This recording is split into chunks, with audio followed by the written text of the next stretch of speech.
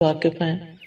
قل هو اللہ احد اللہ الصمد لم یلد ولم یولد ولم یکن لہ کفوا احد، اور اس صورت کی فضیلت سے بھی واقف ہیں. کوئی نئی بات نہیں ہے ہمارے لیے، ہم سب جانتے ہیں.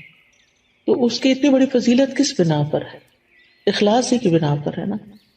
تو جس طرح اللہ سبحانہ و تعالیٰ ایک ہے، قل هو اللہ احد، تو پھر جو کام یا جو عبادت اس کے لیے ہو وہ بھی بس صرف اس ایک اکیلے کے لیے ہونی چاہیے. اس کے ساتھ کسی اور کو ملانا نہیں چاہیے، کسی اور کو شریک نہیں کرنا چاہیے. تو اخلاص کا لفظی مطلب ہوتا ہے کسی چیز کو آمیزش سے چھانٹ کے الگ کر دینا، یعنی کسی دوسری چیز کی ملاوٹ سے بالکل الگ کر دینا اس کو. اور لغوی معنی اخلاص کے ہوتے ہیں پاک صاف ہونا اور خالص ہونا، یعنی ہمارا عمل جو ہے جو ہم اللہ کے لیے کرتے ہیں وہ ہر طرح کی آمیزش سے بالکل صاف ستھرا ہو، خالص ہو، پیور ہو. اور امام راغب اصفہانی جو ہیں، آپ لوگوں نے ان کا نام سنا ہوگا، مفردات القرآن کے نام سے قرآن مجید کی ڈکشنری ہے اور بہت ہی بہترین ڈکشنری ہے. ہر قرآن کے طالب علم کو اس سے واقفیت ہونی چاہیے. تو امام راغب اصفہانی لکھتے ہیں کہ الاخلاص التبری عن کل ما دون اللہ تعالی. اخلاص یہ ہے کہ اللہ کے علاوہ ہر ایک سے دل کو پاک کر لیا جائے. یعنی جب ہم اللہ کے لیے کوئی کام کرتے ہیں تو بس وہ صرف اللہ کے لیے ہو، کسی اور کے لیے نہ ہو. اس کے بارے میں کئی ایک اقوال ہیں، لیکن جیسے عز ابن عبد السلام کا قول ہے، وہ کہتے ہیں کہ اخلاص یہ ہے کہ انسان اطاعت کے کام کو اللہ اکیلے کے لیے خالص کرتے ہوئے انجام دے. کس طرح؟ وہ اس طرح کہ اس عمل کے ذریعے سے لوگوں سے اپنی تعظیم اور توقیر یعنی عزت کا ارادہ نہ کرے. یعنی کوئی اچھا کام کر کے پھر وہ لوگوں سے توقع نہ رکھے کہ اب چونکہ اس نے اچھا کام کر لیا اس لیے سب اس کو عزت دیں. مثال کے طور پر اگر ایک ٹیچر ہے، میں اپنے آپ کو ہی لیتی ہوں کہ مجھے تعلیم دینے کے بعد، پڑھانے کے بعد، سکھانے کے بعد جن کو میں سکھا رہی ہوں ان سے یہ توقع نہیں رکھنی چاہیے کہ اب چونکہ میرا ان پہ احسان ہے لہٰذا یہ اس کا بدلہ کم از کم اس صورت میں تو ضرور دینا کہ یہ مجھے رسپیکٹ دیں. اور اگر وہ رسپیکٹ نہ دیں تو پھر مجھے بہت برا لگے اور میں ڈسہارٹ ہو جاؤں اور پھر میں اپنا کام چھوڑ دوں اور لوگوں سے بدظن ہو جاؤں اور پھر ان کے خلاف ادھر ادھر غیبت چغلی شروع کر دوں اور فرسٹریشن کا شکار ہو جاؤں. تو یہ سارا نتیجہ کس بات کا ہے کہ میرے اصل کام میں اخلاص ہی نہیں تھا. تبھی تو میں اس نتیجے پہ پہنچی، اس ہلاکت کے گڑھے میں کہ فرسٹریشن کا شکار ہوئی. اور اس فرسٹریشن میں پڑھ کے پھر میں نے جس مقصد اور جس نیت اور جس جذبے اور جس بڑے بڑے ارادے کے ساتھ میں نکلی تھی وہ تو وہیں رہ گیا نا، وہ تو چلا گیا کہیں اور، ختم ہو گیا سب کچھ. پھر وہ کہتے ہیں کہ اور نہ کوئی دینی نفع حاصل کرنے کا مقصد ہو اور نہ کوئی دنیاوی نقصان دور کرنے کا ارادہ ہو، یعنی کچھ بھی اور نہ، ہر چیز ہٹا دی جائے سوائے اس کے کہ اللہ کی رضا سامنے ہو. اسی طرح یہ بھی کہا جاتا ہے کہ اخلاص کا صحیح مفہوم یہ ہے کہ انسان زندگی میں جو بھی عمل کرے اور جس سطح کی اور جس شکل کی بھی عبادت کرے، یعنی عبادت کی مختلف شکلیں ہیں نا، ایک تو نماز روزہ ہے ہی ہماری فارمل عبادت، اور ایک اس کے علاوہ جو ہے وہ جیسے امام ابن تیمیہ نے عبادت کی تعریف کی ہے نا کہ ہر قول اور ہر عمل جو ہے ظاہر ہو یا باطن ہو وہ اللہ کی تعظیم اور محبت کے ساتھ کیا جائے. یعنی جتنے بھی ہمارے ظاہری اعمال ہیں یا باطنی اعمال اگر وہ اللہ کے لیے کیے جا رہے ہیں تو ساری عبادت بن جاتے ہیں، اللہ کے بتائے ہوئے طریقے کے مطابق ہیں، اس کی رضا کے مطابق ہیں. تو بہرحال جتنی بھی عبادت کی شکلیں ہیں تو انسان کا دل اس عبادت اور عمل میں صرف اور صرف اس بات پہ مطمئن ہو کہ میں یہ عبادت صرف اللہ تعالیٰ کی رضا کے لیے کر رہا ہوں. اور اسی طرح انسان اپنے دل کو ہر طرح کے نفسانی، ظاہری، باطنی خواہشات سے پاک کرے اور اپنی ساری حرکات، سکنات اور ہمارے خیالات اور یہ جتنی بھی چیزیں ہیں ان سب میں صرف اللہ سبحانہ وتعالیٰ کی رضا مقصود ہو.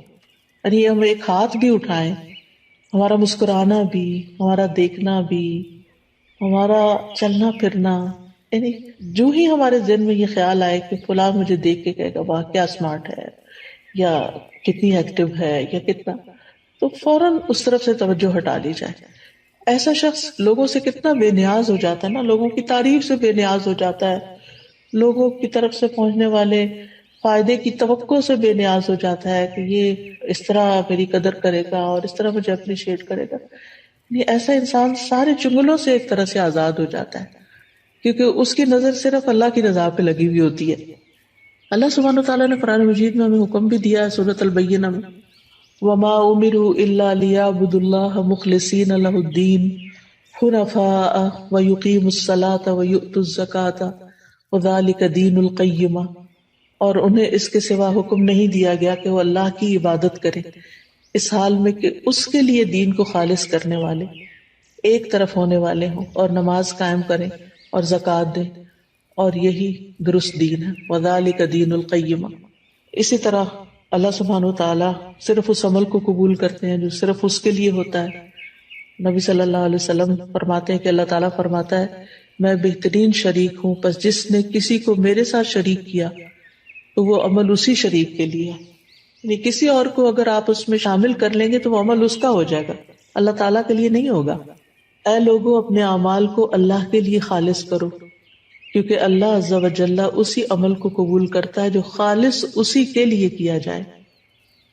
اب سوال یہ پیدا ہوتا ہے کہ پھر اخلاص کے نتائج کیا ہوں گے، فوائد کیا ہوں گے، ثمرات کیا ہوں گے؟ پہلی بات تو یہ ہے کہ انسان کے اعمال قبول ہوں گے. ہم جو تھک رہے ہیں، محنت کر رہے ہیں، دن رات بھاگ دوڑ میں لگے ہوئے ہیں، ہماری زندگی کا ایک ایک لمحہ جو استعمال ہو رہا ہے، یہ سارا میزان میں ہماری حسنات میں شامل ہو جائے گا. یعنی یہ سب سے بڑا فائدہ ہے، یعنی قبولیت ہو جائے گی. کیونکہ حدیث میں آتا ہے کہ اللہ تعالیٰ صرف اس عمل کو قبول فرماتا ہے جو خالص اس کے لیے کیا جائے اور صرف اس کی رضامندی مقصود ہو. یہ سنن النسائی کی روایت ہے ابو امامہ الباہلی رضی اللہ عنہ سے. دوسرا بڑا فائدہ یہ ہوتا ہے اخلاص کا کہ انسان کو اللہ تعالیٰ کی مدد حاصل ہوتی ہے، اللہ سبحانہ تعالیٰ کی مدد حاصل ہوتی ہے، اور انسان کو ایک مضبوطی حاصل ہوتی ہے، اپنے کام میں جماؤ حاصل ہوتا ہے، ثابت قدمی آتی ہے.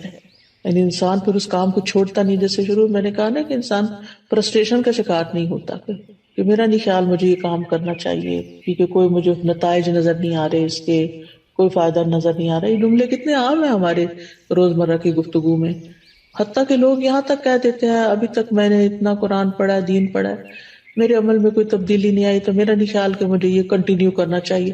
بعض اسٹوڈینٹس کہتے ہیں ہمیں یہ کورس کنٹینیو نہیں کرنا چاہیے کیونکہ ہم کچھ زیادہ تو فائدہ حاصل نہیں کر رہے.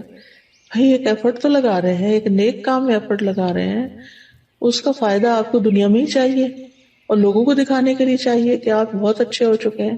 اللہ کے ہاں اگر وہ قبول ہو رہا ہے اور جمع ہو رہا ہے تو وہی سب سے بڑا فائدہ ہے کہ آپ کا وقت فضول کاموں کی بجائے ایک اچھے کام میں استعمال ہو رہا ہے. تو اس طرح یہ ہے کہ انسان کے اندر ایک مضبوطی آتی ہے اور وہ نیک کاموں کو چھوڑتا نہیں ہے. اور جیسے پہلے بھی بات ہوئی کہ قبولیت آتی ہے اور اللہ سبحانہ وتعالیٰ انما یتقبل اللہ من المتقین، تو جب قبول ہوتا ہے عمل تو پھر مدد بھی آتی ہے اللہ سبحانہ وتعالیٰ کی. اچھا، تیسرا فائدہ کیا ہے؟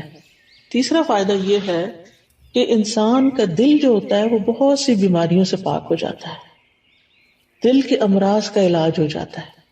یہ بالکل ایسے ہی ہے نا جیسے اگر کسی میلے برتن میں آپ صاف پانی ڈالنا شروع کر دیں تو وہ ڈالتے ڈالتے جو اس کا میل کچیل ساری دھل دلا کے بالکل صاف پانی اس میں جا کے ٹھہر جائے گا. تو اسی طرح جب ہمارے اندر اخلاص آتا ہے، بار بار ہم اللہ سبحانہ تعالیٰ کے لیے اپنی نیت کو خالص کرتے ہیں تو وہ نیک کام جاری رکھتے ہیں، اور جتنا وہ جاری ہوتا ہے تو وہ جاری پانی کی طرح ہوتا ہے جو ہمارے دل کے اندر پھر جتنی بھی میل کچیل ہے اس کو باہر نکال دیتا ہے. تو دل کی بیماریاں، سب سے بڑی بیماری تو نفاق کی ہے، اور نفاق اپوزٹ ہے اخلاص کا.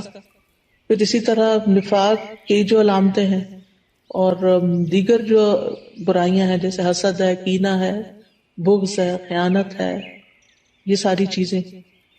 پھر اسی طرح یہ ہے کہ حدیث میں آتا ہے 3 چیزیں ایسی ہیں جن کی وجہ سے ایک مسلمان کا دل دھوکہ نہیں کھا سکتا، یعنی حسد یا کینہ نہیں رکھتا. ایک ہے کہ اللہ کے لیے خالص عمل کرنا، دوسرا ہے مسلمانوں کے ائمہ کے ساتھ خیر خواہی کرنا، یعنی اپنے لیڈرز کے ساتھ خیر خواہی کرنا، اور تیسرا مسلمانوں کی جماعت سے جڑ کے رہنا۔ بے شک دعا مانگنا ان کی حفاظت کرتا ہے، یعنی مسلمانوں کی دعا جو ہوتی ہے وہ ایک دوسرے کے لیے فائدہ مند ہوتی ہے۔ وَلُزُومُ جَمَاعَتِهِمْ فَإِنَّ الدَّعْوَةَ تُحِيطُ مِن وَرَائِهِمْ۔